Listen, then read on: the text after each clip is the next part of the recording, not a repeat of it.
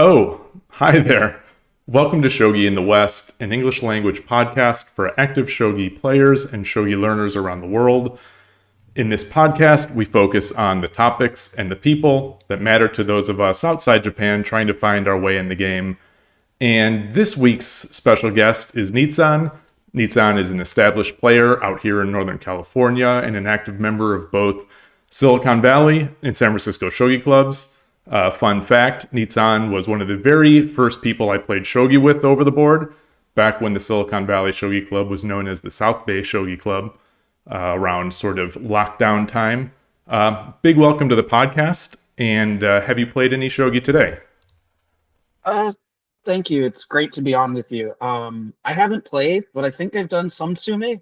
At the very least, I've done some last night. That counts. That counts. What's your daily Shogi schedule like? Um, it varies. When I was really chasing Wondan, I was spending a ton of time doing Tsume. Hmm. So I tried to have a Tsume book with me wherever I went, just to fit it in. And then I would be studying like a fourth file Rook Joseki book or something like that. But since I hit Tudan and my philosophy has changed, I've sort of relaxed a bit as I realized I can overload myself. Yeah, yeah. So you've hit that goal. Do you still have any sort of ratings goals or motivations in general for shogi?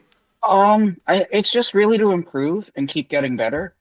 One of the big things that happened when I hit one dan, and even though still now at two dan, is I realized all the emotions I feel at one dan and two dan are the same that I felt at like 4Q and 5Q.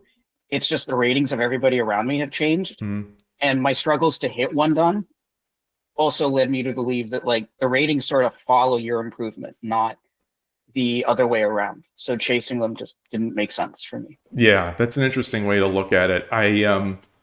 For my for myself, I remember thinking, when I was 4Q, like, once I hit 3Q, I'll be able to settle down a bit and maybe just ease into going to 2Q. That didn't happen. But then I eventually hit 2Q. Like, well, once I hit 1Q, that'll be one closer to Showdown. I really won't have to worry. I'll just play and it won't bother me. No. Then 1Q. The same thing. Maybe it just doesn't end. I don't know. I don't know. Yeah. I mean, no, it's a really interesting thing, and one of the things that I sort of try to stick by is enjoy the journey. Mm. The journey doesn't end. We're not professionals, so we can't really see the cutting edge or can't have perfect knowledge, like near perfect knowledge of the game. So just enjoy the journey, keep having fun, keep learning, and you're improved. Like I almost hit read on a few days ago and stuff. So Yeah, I was checking out prior to the podcast, I was checking out your 81 Dojo page just to see if maybe you had cracked 3 Dan so that I could maybe put it in there. Um, no, I mean, it's partially tactics. I've been experimenting with some stuff you mentioned at the club mhm. last week, changing up sort of what I play opening wise, but we can get into that later. Yeah, yeah. Well, do you have before we leave this topic, do you have any is there advice or anything you've done differently to try to change that mindset? Because I know for a lot of people, myself included, it's one thing to say, I'm going to stop caring about rating and I'm going to try to play for the fun. But it's another thing once I'm in a game, online or offline, especially online, where I'm in there, I'm feeling the sweat coming, and I'm stressing a bit about it. It's a hard thing. I mean, this is a personal growth for me outside of Shogi too. Hmm. Um, like figuring out how to do that and to be able to accept it. I think one of the biggest things that helped me go from not being able to understand it and deal with it is just look at the little things from game to game. Like if you played a game, even if you lost, like did you play well? Right? Because the results is what's going to happen on the board. And I played fourth file rook for a very long time, and theoretically, I'm slightly worse than everybody Hmm. that I play against. But what happens is like even if I lose, like did I handle that better than I did last time I ran into that position or in a similar situation? Or like for everyone's bane in fourth file rook, like Anaguma, it's like when you first start, it feels impenetrable. did it feel impenetrable the last time you played it? Yeah. Um, so it's just little things to sort of mark your progress, that you may not see if you just care about the result of the game on the board. Yeah. Interesting. Well, you talk about fourth file rook, and you mentioned preparing or trying to deal with Anaguma. You are, as far as I know of, like the people I know, probably the most. I don't want to say active, but like active studier of the opening. And a Yeah, lot of these books you've brought some to the club. They are Japanese language learning. They're Japanese language opening books. yeah, As someone who I believe does not read fluent Japanese, how do you do that's that? correct. How do you make that work? Because you've been doing this now for years. Yeah, so the tools are much better than when I started, at least from what I hear from other people. When I started, I learned the move notation, and that's sort Hmm. of the first thing I would suggest. If you learn the move notation, that's really helpful. Because then you can read the opening lines and stuff that are mentioned in the book. They have in the body of the text, they're mentioned alternative lines. Yeah. When I first got started, I'd have it like next to a board with an engine. And if there was a question I had about the line that they said that wasn't resolved, I'd sort of plug it into an engine to sort of see what the line is and then try to do a mental evaluation of the position. Ah. That's by no means perfect. Um, and then when the translator, like Google Translate was the one that I had worked with, which has gotten a lot better since when I started. It's still not the best option as far as I've heard, but that gave me the bulk of it. And then I also started learning a little bit of Japanese and trying to translate it manually. But if you're trying to memorize it, playing it on a physical board, having some way to sort of actively engage with the lines Hmm. is like a really nice way to sort, because the Joseki, at least at my level and everybody's level who's listening, as far as I'm aware, is about learning the principles and learning the ideas behind the opening and getting better, not about playing out those lines Yeah. specifically. Yeah, I think that was one of the things that I ran into because I do, as a gift, I was given a Nakabisha book a couple of years Yeah. ago, and the thing that immediately caught me out was, I'm going through a variation, and I didn't realize until it was maybe not too late, but I didn't realize for a while that they were actually showing the bad variation. This is like, here's why you don't do this, because Yeah. so I got caught into trying to understand why this thing is good, but it wasn't but it wasn't good. It was to be Yeah. avoided. In fact, I do recommend the At a Glance series to start. I know some of the Joseki there Hmm. is dated, but I find like the theory behind like the pre-computer Joseki a lot easier to understand, especially when you're getting started, Yeah. than the ones that have computers. Um, And yeah, then so you've picked up though, and I imagine in the past couple of years, have you picked up some of that kanji for yeah, like knowing that this is good for gote, this is good for like those types of yeah, things? yeah. I mean, one that I will recommend to learn is what does it say when it says about even? Okay. Or basic Japanese grammar helps a lot because there's a couple particles in basic sentence structure that repeats a lot in opening books. Oh, interesting. So how many do you have at this point? I have a whole shelf on my bookshelf of this. Um, I have almost every book that's been released in English, except for the Seigo Sato books, Hmm. and The Art of Shogi and Habu's Words. So I have Shogi for beginners, Okay. and I have the original printing of the Trevor Leggett book Ah, when yeah. that was the only one that existed. Wow. Wow. Um, And then I have a couple books on Bishop Exchange, a book on Yagura. This was another story a while back. And then I have a bunch of books on Ranging Rook opening. And then the one book that wasn't translated that I wish was translated, the Tesuji at a Glance. Okay. Okay. Um, I think I recommended it to you a while back, and I recommend it as a complement to the English at a Glance because it gives you the basic tactics. Yeah. Um, So it's sort of eminently doable even just knowing Japanese notation, being able to. Yeah, yeah. You may have to do some mental calculation just to understand some of the exchanges, Sure. but the basic idea is like middle game tactics, Okay. like basic middle game tactics. Awesome. Awesome. For any other fourth file rook players out there, is there a particular book that you would recommend? You know, when I think of people I ask for recommendations on fourth file rook, you are on a short list. So like, I appreciate the compliment. Um,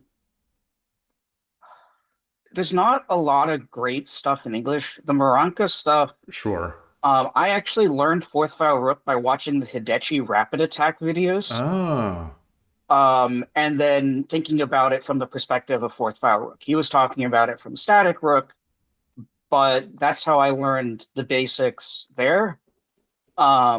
There's the Takeshi Fuji book in Japanese, which I know is a classic. hmm. And then Is that the green um one? Is no, there? it's like a blue book. Oh, It okay. talks about like the basic fourth file rook up to about 2018 or 2015. Um, and then there's Daisuke Suzuki Hmm. um, talks about some of the modern stuff, which is nice. It's not super thorough in terms of like the openings you'll see, but if you're talking about like dealing with Onaguma or dealing with Millennium or dealing with some of the newer rapid attacks that deviate from the Hidechi stuff, that was like really helpful. Hmm. It gives a couple new ideas and novel ideas for how to handle it, and you sort of just have to put it together into your own sort of opening system. Awesome. Is there something that's kept you in fourth file rook? I know you play pretty much everything as far as I've seen, but like, is there something that keeps you there? As I is it fair to say that that's your sort of main opening or your It's the one go-to? I've studied the most for sure. Yeah. Um, uh, I think one of the things I was really amazed by is the flexibility that it sort of has. And it does definitely grows with you as you get better. I know there are some openings that um, you sort of hit a wall, and that's something I want to like when I try to recommend an opening to someone who's just getting started, I Mm, want to avoid. So like I wouldn't recommend Evisha to a beginner or someone just getting started because it just varies so much from position to position. yeah. There's a bunch of good basic stuff like climbing silver or things like that. And there's some basic ideas that I've learned since about how to handle it. But coming up with something that a beginner can just work with the form and then grow with is really hard. Like even Ureshino and those style systems, because it leaves so little defense and uses that, it can be hard when you're getting started to sort of have some margin. Yeah. And so I like to recommend the ranging rook. I mean, yeah, Yeah. as sort of a start, and then uh, go from other to other things Yeah. That makes a if lot you of want. sense. So as I mentioned back in the introduction, you're one of the first people that I played over the board. And Yeah, funny story is that this is back when the club was being held in this game castle, which is a yeah, sort of a big game, a board game sort of playing. There was a little yeah, warehouse in the back, and yeah. I came in there, and Nitzan I was waiting for people to come in, and I saw just over his shoulder he was playing Shogi Wars, and I saw 2Q, and I'm like, this guy is really good. This guy, this is I don't know what this is, three-ish years ago, but I saw that 2Q and I was like, this guy is really good.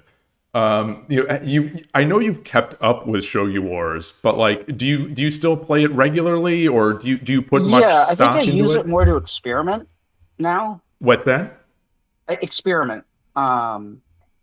So like when I've been trying out new things, I do it on Shogi Wars because people don't have as much time to think. So you just get an idea, like, does it have, to borrow a chess term, venom?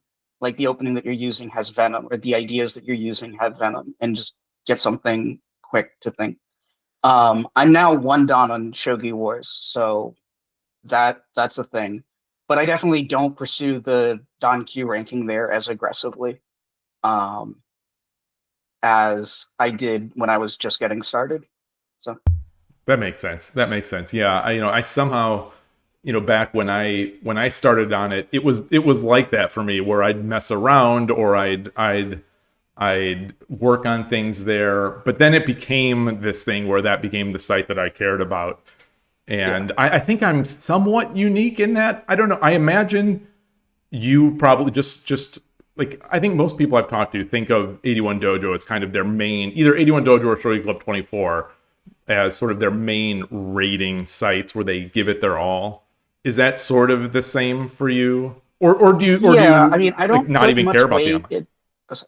Um, yeah, I sort of don't put much weight into Shogi Club 24 because they're very strong and they're consistently strong, and there's like a different style that's much more aggressive Mm-hmm. than 81 Dojo. But I think that the longer time control definitely is something I care about because in Shogi Wars, like good opening prep can get you 80% of the way there. Yeah. And then the sudden death at the end, I know I've taken a game off of you on Mm. Shogi Wars using that. Um, but the main thing is, I think when you're getting started, it's not about the volume of games you play.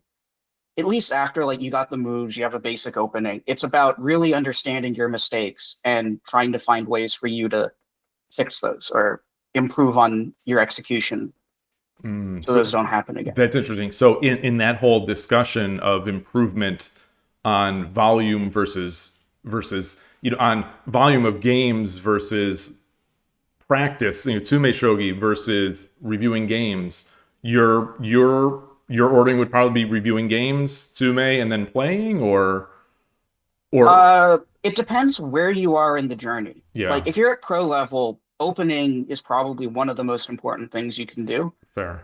Um, but when you're getting started, I think Sume Shogi and like similar types of puzzles is the most critical you can do. In fact, that's like Oops, did we lose something? Uh-oh. uh Okay. Okay, sorry. I think we're back.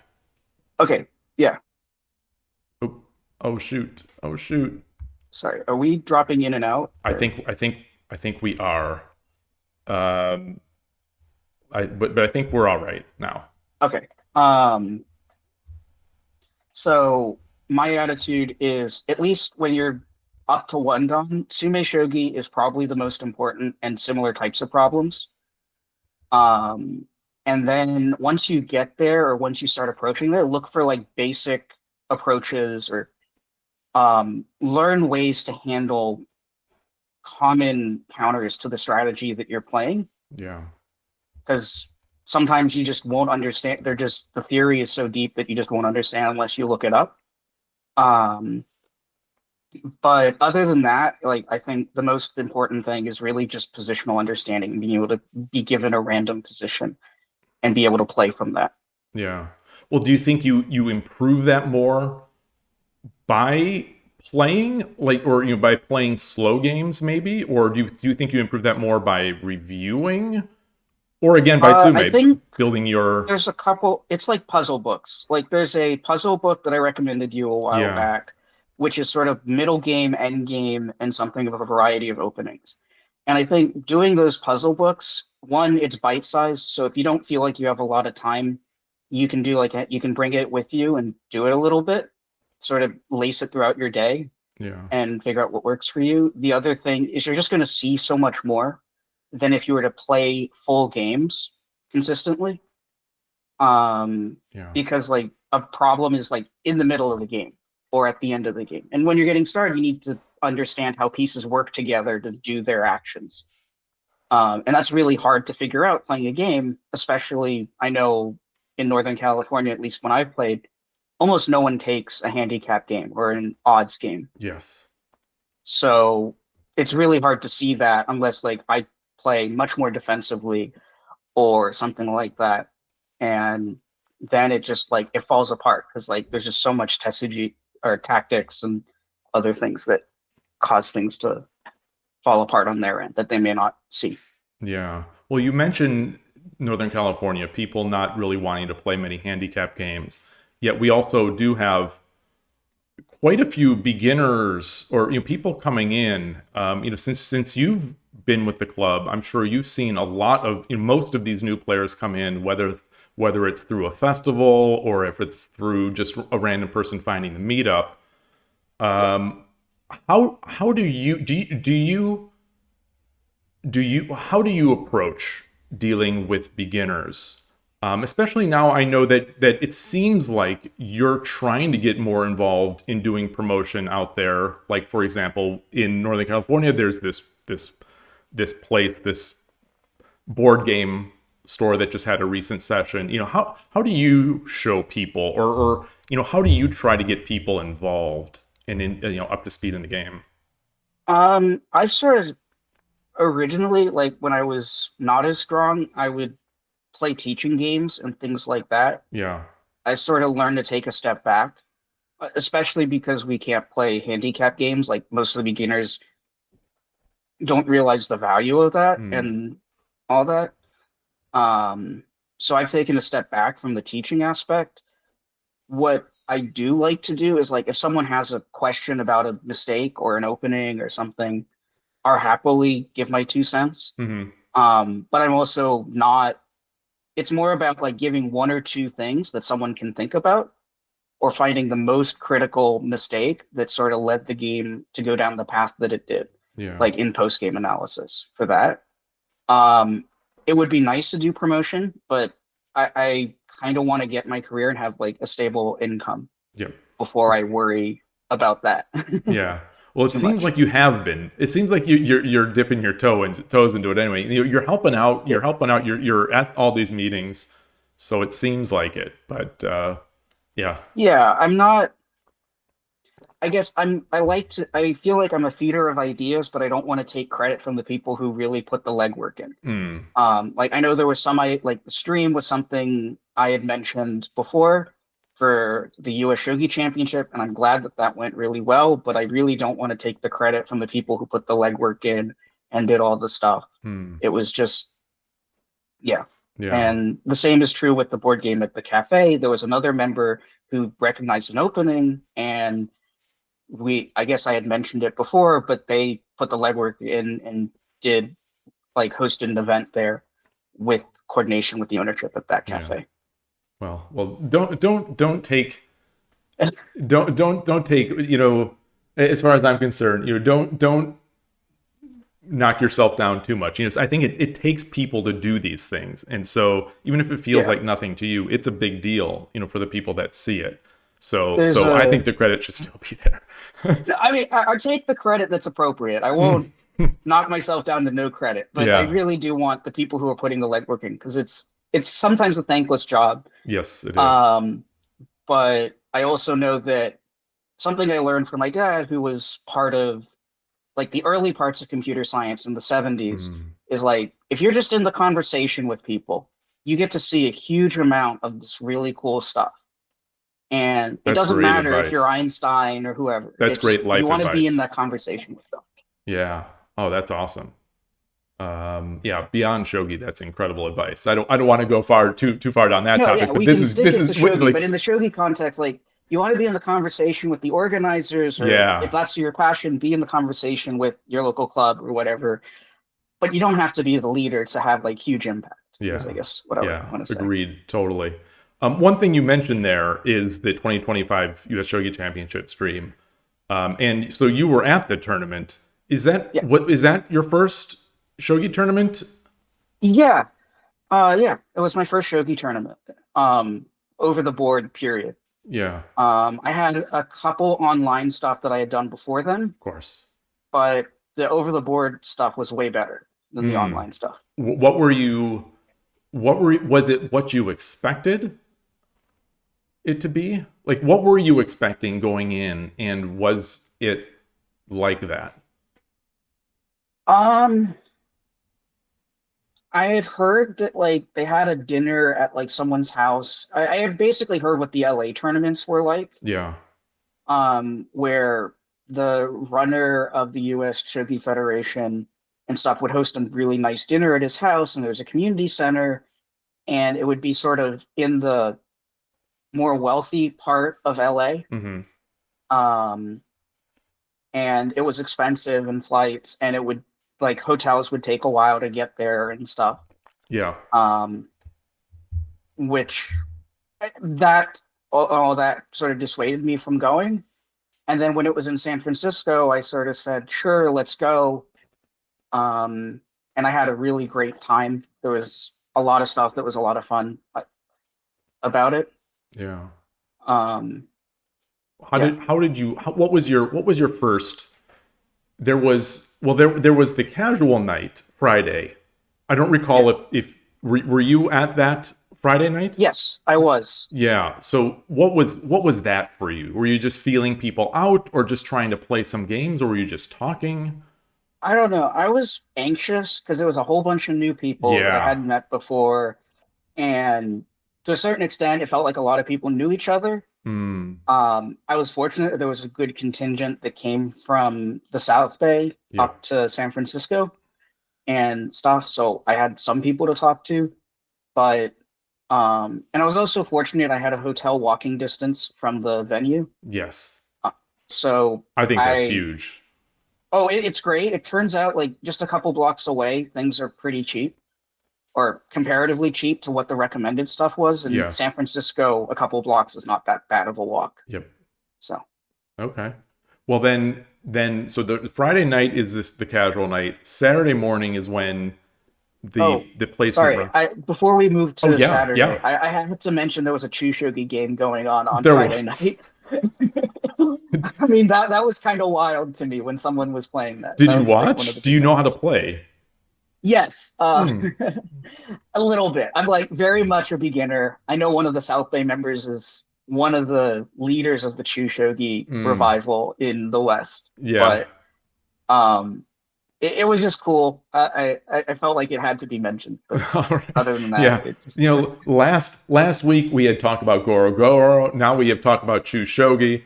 This is not going to become a variance podcast. I'm gonna have to go back. I'm gonna have no. to go back to We're all gonna these. get. There's actually a new one that I'm not gonna go into it too much, but apparently there was one created in 2018 where you draft the pieces on a 6x6 board. Oh, that's kind of interesting. Yeah, and it's like in Japan and stuff, and I just don't have a board. Otherwise, I bring it because you just need a normal set. But it's sort of like one of those other alternatives that's maybe a little simpler. Huh. But So it's 6x6 again, and there's a we're draft. getting way off topic at this Huh. point. Well, people actually play it? Yeah, there's a whole association in Japan. Really? What is Yeah. it called? Roku Roku Shogi. Roku. Okay. Wow. It's 6-6 show. It's Yeah. yeah. Is there any online implementation or Not that I'm aware of, unless, other than the Shogi variants thing, which has some pretty wild ones. But you can fascinating? save that for one of your discussion Yeah. videos. Fascinating. Okay. Well, then getting to Saturday then, Yeah. um, like how did you sleep between Friday, Friday night, and then how did that? How was it feeling at your first event here? First round, second round. Oh God. Sorry. Uh, so Saturday morning was actually really nice. I was in a boutique hotel that buzzed me in, and it was Victorian. So for people who don't know, it was like this big house Mm. with like an elevator that looked like a room, and it had wallpaper of like peacocks and stuff and all that. And basically no TV or computer stuff. It's very old school. Yeah. Um, but it turned out to be really nice. They had like a breakfast and stuff, and I woke up and had breakfast and then walked to the venue. I think I helped set up and got roped into like setting all the clocks for the tournament for Yeah. whatever reason. But Well, because you're one of the few people that knows the DIT 50. Like, yeah, but I ended up doing the other ones too. yeah. uh, But yeah, it's fine. I'm happy to help out. it's fun. Yeah. As you said last podcast, it was it's just a celebration, and it's Shogi's very much a family atmosphere Yep. compared to like the chess world. Um, so that was great. And then what is it? I got paired up against one of the stronger players. So like he missed out on semifinals by like one round. Ah, So if you know, I mean, I'm not sure. He's I'm someone guessing who it local. is. I think I know who it is. Yeah, I mean, I want to say like I think I can say Z Kid. I don't Yeah, know if he's going to be on your podcast, but um, I say Z Kid just for discretion. yeah. Um, and I played him a bunch. He's a huge amount of fun.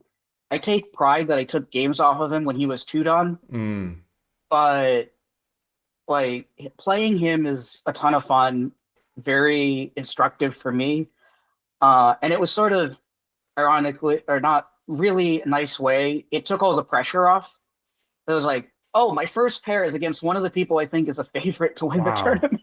That's tough though, boy. I know that there were some discussion, just rumbling since I was there and I wasn't playing. I was just sort of talking to people. There were some minor dissatisfaction with the fact that people from the same area were playing in the first round. How do you feel about that? So it sounds like that you almost didn't mind it, but I could see that, Uh, the other perspective as well. I mean, that's happened. I think that's sort of a side effect of the pairing software or something. It's hard to know because we don't have like a universal pairing system Yeah. or rating system for the US. And I know I reported myself conservatively, so I was probably in the bottom range. Hmm. Um, and I know people wanted to play other people, but it wouldn't, I don't think it would have been fair to because like people in the same area group up by strength typically, or it can be. I've noticed that like all the beginners have started to converge towards like the 1Q or 2Q or one dot range Yeah. in our area. So I don't know the logistics, but it seems like to me it was just fun to be in a tournament setting, Yeah. and it went by like way better than I was expecting because I was expecting more of a mess. Yeah. And it was still a little bit of a mess, but it wasn't horrible. And I'm also recognizing like it was organized by like three or four people with some help from volunteers Hmm. who were also playing in the tournament. Yes. So I just try to set my expectations for what's going on. Yeah. Well, one thing you didn't answer before. Did you Oh yeah, sleep Friday night? yeah, I did. You Yeah, did. I did. You did. Okay. Okay. Well, that's Yeah, that's I good. actually did a little bit of research on Areshino and never faced it once in the tournament. Oh, wow. Wow. I don't was anyone even playing it? I don't know if I saw anyone playing No, I it. mean, if Oh, you were there, you were playing it. There was one person, I believe, Snow it was a person I played on Friday, it's, played it against me, and I lost the game.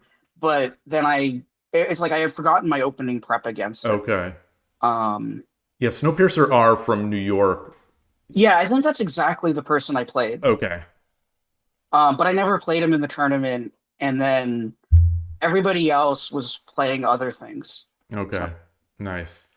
Okay, so you're in there. You get a chess grandmaster as your first round. So for anyone unfamiliar, the way this worked is that there are three. You play three grouping games, and if yeah, you win two of those three games, you go to Group A. If you lose two of those grouping games, you go to Group B. So you yeah, come in. You're against a chess grandmaster who has risen like a rocket to five. 5+ Dan in yeah. Shogi, and are you're still feeling all right? It actually took the edge off because I've Okay, played him a bunch. It's yeah, kind of like getting paired against a friend. That's yeah, sort of how I looked at it. And I knew in my expectations for the game, I'm going to use a golf analogy. Like when you hit the drive into the other fairway on your first hole in golf, hmm your expectations go way down for how you do in the round. yeah, So I think it sort of did that for me. And I think whenever you get paired against a strong player in a tournament, that's sort of good advice. hmm Because it's like, unless you're like the top two or three players or four or five players in a tournament, it's really hard to have any reasonable expectations of winning it. yeah, Well, and this year especially, my goodness, there were Oh yeah, yeah. so many That was strong the other players. thing that made me feel more comfortable about that. Yeah. Was that how strong everybody was. Yeah. Yeah, it was absurd this year. It was really I was amazed. Yeah. So that happens. Do you I'm always curious about like how people emotionally handle the transition between rounds, win or lose. Like, do you go out for a walk? Did you stay and talk to people? Do you like what did you even throughout the tournament? Like what was your strategy between rounds? Um, and I think I had played like TCG tournaments, Okay. so for me, between rounds is like an opportunity to talk to people Okay. and whatnot, and just see how people I know are doing. Because like you have a group of people that kind of like you can just talk, see how people's rounds are doing, maybe get a little information if you're lucky about what other people are playing and stuff, just to get Mhm. a feel for how everybody is. Um, and for TCG tournaments, that's important because the meta changes like every set. Okay. So you need to Wow. know like, okay, am I good, well positioned? What do I want to expect out of this player? What's doing well? Stuff like that. But in Shogi, it's kind of nice to have that because then you get an expectation for what people are playing. I know that helped me in one of my later rounds or during the team tournament or something. Hmm. Um, Yeah. but Aw- yeah, Awesome. So, how did the rest of the day go? Like in the rest of the tournament? I was okay. The rest of the tournament, I think I was on cloud nine. There was a lot of fun. Um, I think for what it was a really great tournament. I Yeah. understand like the gripes about the cost and stuff, Yep. and unfortunately, I'm not sure. I'm not aware of a way to bring it down further. Like if they're able to, that's amazing. But just knowing like the US Go Congress or like the US Chess Open and things like that, those are things I would sort of compare this event to. Mm. The cost is sort of on par with Okay. those things. Yeah. And being in a big city, that hurts too. And there was like two distinct markets I sort of saw for the tournament. Yeah. Um, Yeah. I definitely, I feel that where it's people that don't go, it's valid. It's valid even if you do go, but they point at that price, that price, and all the external costs of having to go. But at the same time, there's just nothing like an event like this. You kind of know where yeah, that money's going once you're there. yeah, and it's hard because it's like there's um this is by no means talking down to this group. There's definitely a group of people who have a lot more disposable income Mm. at the tournament, and in the last few years they've made a huge effort to try to bring the cost down. But I also know it's like it's not reasonable to ask them to operate at a loss Yeah. Well, I mean, if we want it to survive. you say that it would not surprise me if they operated these past 2 years at a Yeah, loss. but I mean, like the lunch in the room and we all chatted and stuff, that Yeah. was like really fun. There's Yeah. a lot of really good events, and I think being in Japantown, San Francisco for me made it a hugely better event than my perception of it when it was in LA. Awesome. Awesome. So, are you planning to go to this October's LA tournament? No, I mean, I have school. Yeah, oh, I'm sure. working on other things. It's also not trivial for my situation to get the money to do that. Hmm. I may go if it's in New York. I don't know what the planning is right now for that. I may go because I have friends in New York and I Hmm. can sort of parlay that into visiting friends and family in New York and then Yeah. also going to the tournament. Awesome. Awesome. So the games went well. Did you play any pros? Yes. I was fortunate to play a pro in on Thursday night because there was a dinner for the local crowd to just socialize and meet some pros and talk to people before Yeah. the tournament. Um, and then on Thursday during the tournament thing, I came one move away from beating a pro at a handicap game, Oh, nice. Nice. playing right fourth file rook because of the way they set up, and I just overthought it. And if I didn't, I would have had a pretty close to one game. Oh, wow. Wow. Oh, so you went with something. Are you experienced in that, or have you play everything, but like you felt comfortable enough to try that? I mean, it's not as bad because it's a handicap game, so I think like it was bishop or something. Mm, So there's a lot of lines that sort of disappear. The other thing that I definitely recommend is learn to find weak points in your opponent's position. yeah. I know Shogi Ramen has mentioned that at one point, but those often become targets or things you can leverage to make a better position for yourself. Yeah, that's advice that I don't hear enough. I think it's something that when I'm trying to review my games, I'm trying to understand what else I can do, and that's when I come up with it. But during games, I don't. It doesn't always pop in there. So it's good advice that needs to be repeated more often, I think. Yeah, and it's how you bring the tactics into your long game. And I know I've heard people not complaining, but asking for help on middle game. I know that once you have the tactics, then you can see sort of how the moves will play out. Yep. And then when you can start to sort of look at your strategic goals and your long-term plans, when you put those together. So like as a beginner, I try to focus on the long term Hmm. because the tactics will come with practice. There's just no way around it. Yeah. But if you can start thinking about the long-term stuff as a beginner, once you add the tactics, I think you'll grow really, really fast. Awesome. Yeah. So overall, you would recommend the tournament. You're Oh yeah, so yeah. anyone sitting on the I fence. think the only sort of from a self-interested point, I think it's a lot of fun. Hmm, I think it's a really great way to get connected and sort of see how many people are actually playing and how good people yes. are and motivate Yeah. yourself to get better. I know I grew like a couple levels playing in the tournament and stuff. Yeah. And Um, I don't think that's so much of an exaggeration, really. Like I sometimes feel like I improved watching some of those games. So like if someone is out there saying no, that's they're exaggerating. no, I mean, it's think about it as like spending a weekend doing nothing but studying shogi. Yeah. Most of us can't really do that day to day, especially because we're not pros. Yeah. So even ignoring the fact that they have three pros who are very helpful and very willing to teach and play teaching games Mhm. with you, e- um, then there is a ton of stuff that you can grow. There's a lot of people with a lot of different perspectives. I know one of the players I played is a friend of the channel, Mhm. and we both learned something. So like I learned another way to approach his the opening that he posted a few videos on, Mm.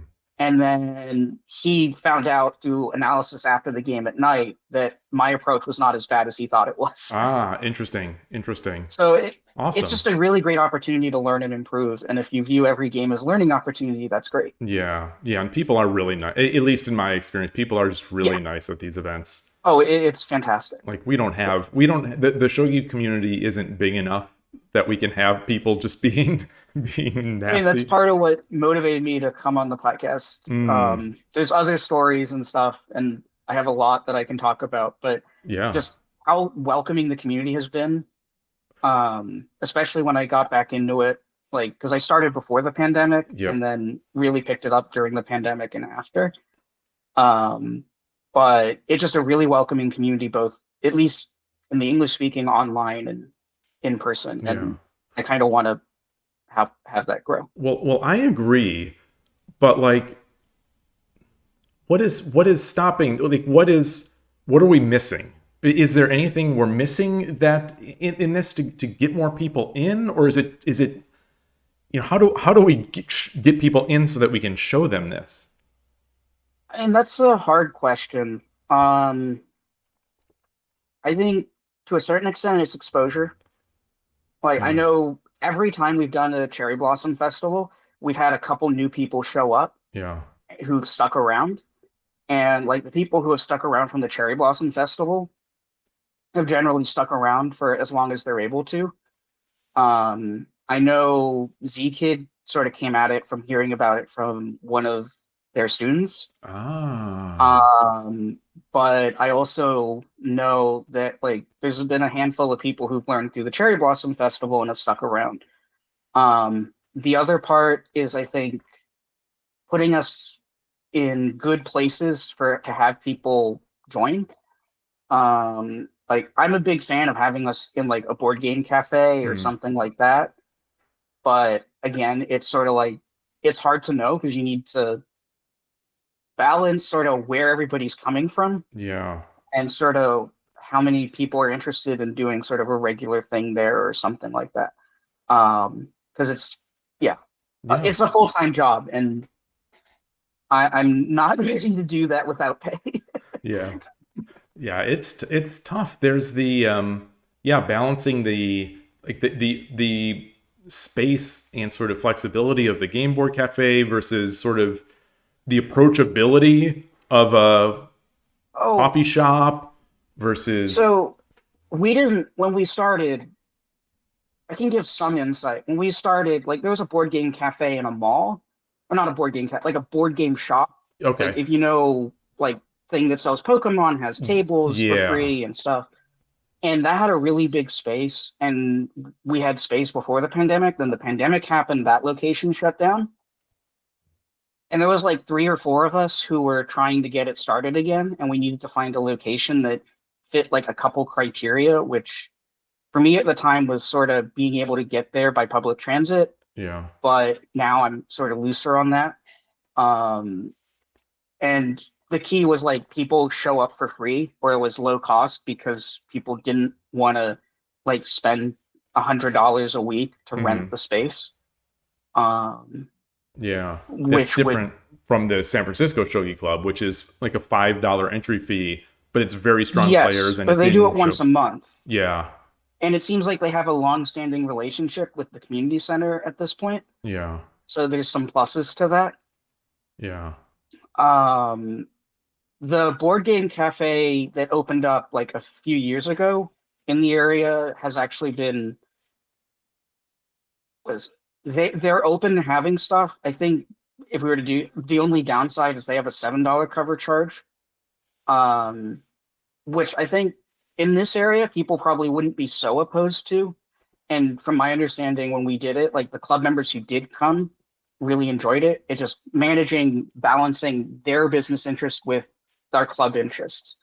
Because, you know, if we have something great like that, we want to support them in some way. Yeah, definitely. Definitely.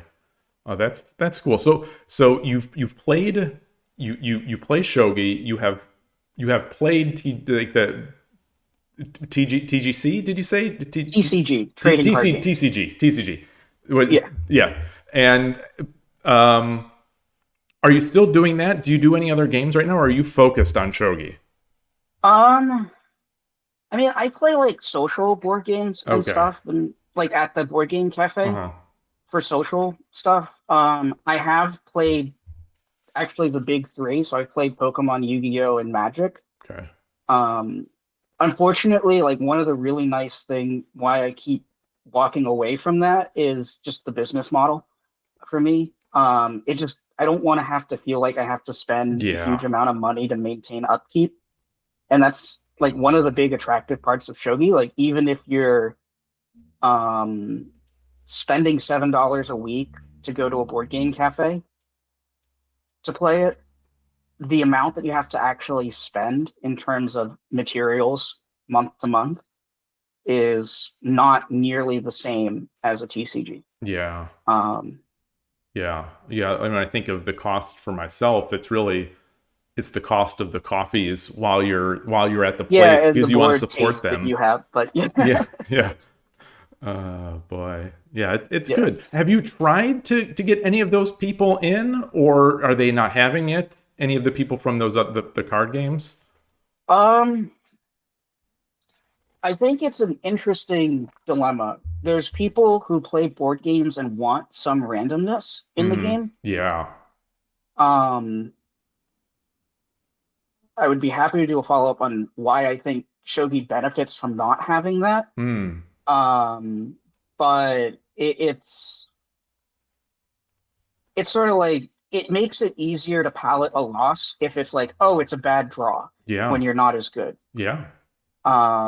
Or I didn't have the right card. Yeah. Um, It also, I think, lowers It's the much easier to bar. palate that. Like So, it sort of levels the playing field a bit. Like I think everyone feels like they have some sort of chance.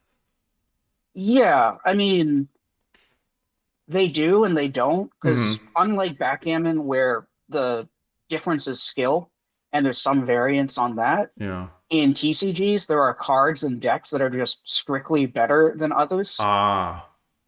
and better utilize the restrictions of it.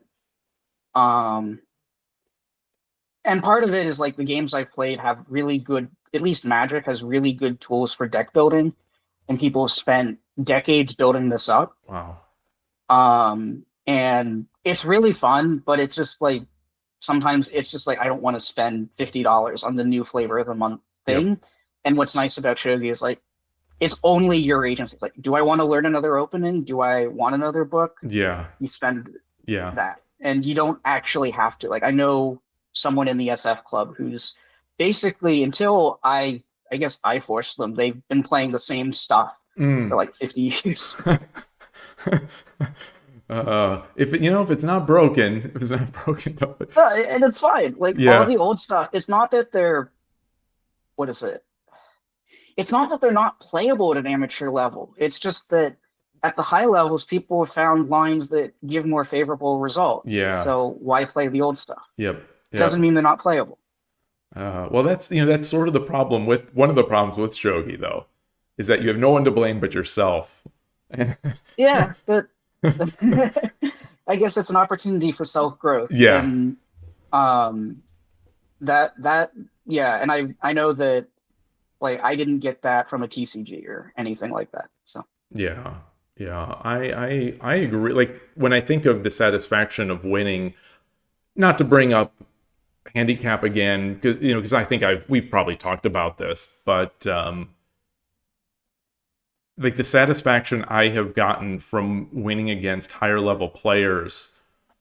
Had this been a Go tournament, I would have played a handicap match, yeah, and I wouldn't have felt that any of that satisfaction.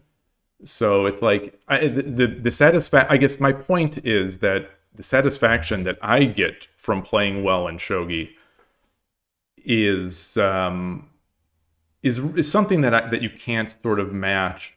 And while the other games with randomness are also incredibly satisfying, they're in a different way where it's like, yeah.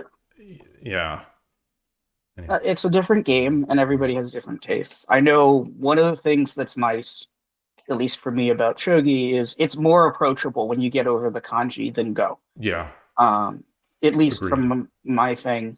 I know you got further than I did in Go, um, but I just found like all the tsume Go and all the tactics and all that just to be very overwhelming when Hmm. you're getting started to even have an understanding of what your territory looks like. And the goal of the game being abstract makes it hard. Yeah. So is that for you? Is that the major thing that separates the two? Is that it's a less abstract goal, or No, more? it's like the amount of time you have to put into it to be like intermediate or like Yeah. get past the learning the moves phase for me. Um, so like when I was playing Go, it's like I had to do all this Tsume Go just so I understood one concept of the game. Hmm. And that concept told me how many points I had. Um, and then it felt like I had to continually do it. So it's like imagine you had to do Tsume Shogi, but that only told you if you won one quadrant of the board. Yeah. Yeah. Yeah. For people who don't play Go, it's like so it felt like you basically had to dedicate your whole time to it. And having played a little bit of chess, I guess, and having grown up in another or had time in another alphabet, switching the kanji wasn't as big a deal. But there's many, I think many people have found ways to do it, and there's some nice abstract ones if you're not willing to do that. Yeah. So, So you've hit a good level. If you stayed at that level, like, is there what keeps you coming back to shogi? What makes you want to keep playing? When you've played another game, and you sort of you still play, I guess, but what makes you come back to shogi and not switch to chess or try something else? I mean, I try to figure this out from the people that I talk to about the game, sort of on the side. Everyone sort of has a slightly different answer. I think depending on the day of the week, it almost feels like I have a different answer. But like, why do I keep coming back to this game? So why? What is it about shogi? so it's a really good question, and I think everyone has a different answer for that reason Hmm. because there's different things that attract us to the game. For me, I think as I've learned more about shogi, the variety of different games you can play within shogi, like the difference to me between an Igakari game and and a ranging rook versus static rook game is just so night and day. Yeah. It's like two different board games, but you're playing within the same game. And I didn't feel that in chess. I know you can have that in Go, but shogi being less complicated than Go actually to me makes it more approachable and to be able to see that difference. So it's like even when I'm playing against someone who's weaker than me, I'll play something I don't study because then it's an opportunity to try something new, and explore a position I haven't played before and get comfortable in that before I have to use it against someone like Z-Kid or something. Yeah. Yeah. I think well said. Well said. I agree. We are getting close to an hour here. Yeah. Is there any topic that you want to talk about that I might not have touched on, or anything else? Um, we talked about a lot of good stuff. Um, since we're close, I can't really like I had when we had talked about organizing, I had wanted to mention like one of the earliest games I had on record, Okay. Yeah, but let's that do it. that would Like take more time. I have no time limit. I'm just trying to be respectful of your Okay. time. That I have time. It's just a matter of when to cook dinner. um, let me see if I still have that bookmark ready to go.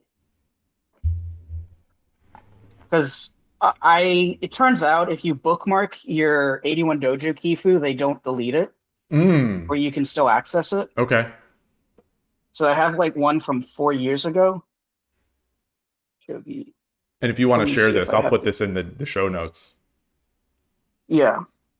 Let me make sure. Okay, that's old. It's new. Is this? Let me make sure I have one from like. I mean, okay, that's new. Sorry. Like the earliest ones I actually have are me playing against a computer on like the Crossfield app. Oh yeah. I just recently picked that up at a viewer's Yeah. suggestion because it has Fisher time control. Here we go. I've had one when I'm 6Q. Okay. 6Q on 81 Dojo. Yeah. Where do you want me to put it for you? You can just Discord message me Okay. and I'll add it to the show notes. We can do that Yeah. after. Um, but this is something like as we you mentioned at the beginning, this is something I do sometimes just to see where I've improved. And that's the benefit of being able to play a game like this online. And the concrete win condition is part of why I think Shogi is better for online than Go is, Hmm.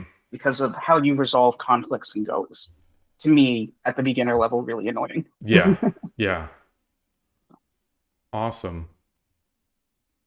But it was just sort of like a reminder that like everybody comes from somewhere. I know I may not look like a typical 6Q, but it's just um every six dot and every whatever has this game that they have that's like them being a beginner. I know when I first came, the US champ was prepping for the US tournament and gave me a teaching game Okay. or whatever for a beginner. Yeah.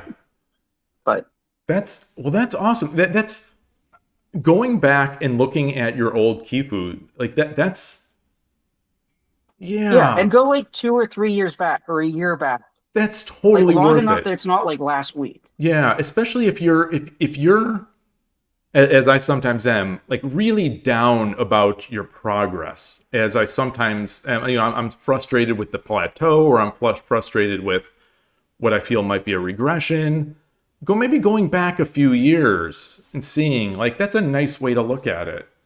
Yeah, and I think you'd be surprised. Like, I know I was multiple times when I looked at this stuff, either by how good you were, because you're like, I didn't think I was that good Mm. at that time, or like, oh, I've come a long way and Yeah. reassured the work that you put into it. Mm. Um, Yeah, that's awesome.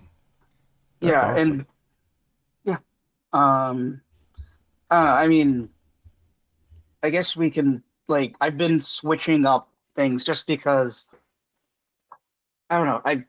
Yeah, I've been switching up openings because you made a comment at the last time we met at club, and I guess it hit me in a weird way. Oh, The way you really? talked about me not being a fourth file rook player. Oh, well, yeah. So just for anyone else, just to know, I'll set the context.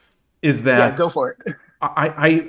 what I was trying to come to say is that I think of Nitzan as a tactically strong like tactics and calculation seem to be some real strengths, and so to me, um, I don't think of that when I think of fourth file players. I don't think of that. Like I think of the ranging rook tactical players as sort of the third file players, maybe, and maybe the Nakabisha players as well. It's But kind I of think as the fourth file and the opposing rook people are sort of the more defensive counter punchers. So it's not that you're not interesting good to at that. me. What's it? No, I mean it's interesting to me because actually that segues good into one of my things. I hear this a lot on the Discord, and it irks me a little bit. Fourth file rook, at least the way I see it, needs to be played is more tactical. Um, Yeah. at least like when you're getting started, it's okay to just not blindly, but set up the defense, set up Castle, not worry about anything. Yeah. But once you get to 3 or 4 Q, you really have to have you have to start building a good tactical foundation because people can start to tear apart Mino. Hmm. They can, if you do the defense wrong and you're not okay with playing tactical lines, you're going to be behind. Hmm. Um, and Yeah. yeah, so I think like third file in a sense is better at being more strategic or positional than fourth file because you have to really like the way you move reacts very heavily to your opponent in fourth file. Yeah, that was fascinating to me when you said that because I had never really even I hadn't since I don't play either. I hadn't really considered or reconsidered those beliefs. So when you said that, it changed. It made me rethink. But anyway, I mean that's part of Yeah, the fun thing about meeting new people with different strategies and then talking about it. You yeah, learn new things. yeah. No, and that's the value for me about Joseki books is not that you're going to play that line, Yeah. but if you get a new idea of how to approach it, you may get a new insight about how you need to play in other positions. Even if it's just about a specific opening, no one here is strong enough to perfectly punish every Yeah. every Totally. new idea that's thrown at them. Totally. Yeah, I mean that's why I started reading the Seigo Sato Fourth File Rook book. He's I'm actually curious. What have you thought about that? um Um, as his other books are. So I haven't finished it. I okay, started it on a plane ride, and I'm a decent way through, but it's not very long. Like his other books, it's for earlier players. I don't want to say beginners, but it's for beginners and like when you're starting your journey when you're into starting your journey or when you're sort of you know how the pieces move. Obviously you know how the pieces yeah, move. You've played a bunch of games and you're sort of looking for new strategies, yeah.